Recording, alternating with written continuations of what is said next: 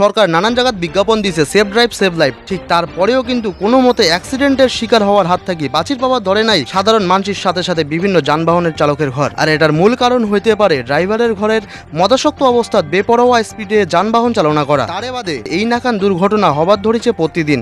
ঠিক এই নাকান একটা ঘটনা আজি নিশিগঞ্জত ঘটি গেল। আজি বিকাল 5টা থেকে 5:30 নাগাদ মাথাভাঙা থাকি কোচবিহারগামী একটা বাস গাড়ির সাথে কোচবিহার থাকি মাথাভাঙাগামী একটা পিকআপ ভ্যানের একেবারে মুখোমুখি সংঘর্ষ হয়। আর সাথে সাথে কিন্তু ঘটনাস্থলতে পিকআপ চালক মারা যায়। যদিও বাসের যাত্রীগুলার কোনো নাকান ক্ষয়ক্ষতি হয় নাই। বিশেষ সূত্র থাকি জানা গিয়েছে পিকআপ ভ্যানটা মাদকদ্রব্য দিয়ে ভর্তি ছিল। দণ্ডবত। তোমরা দেখি হচ্ছেন রাজবংশী সমাচার, তোমার সততময় কল্যাণ।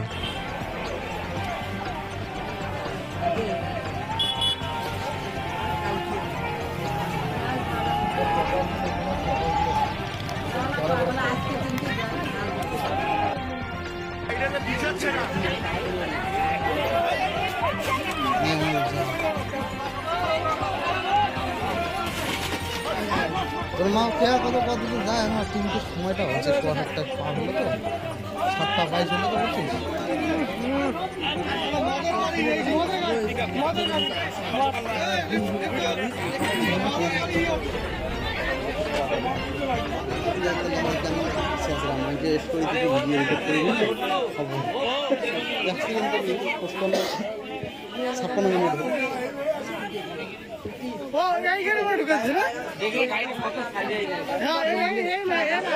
মিনিট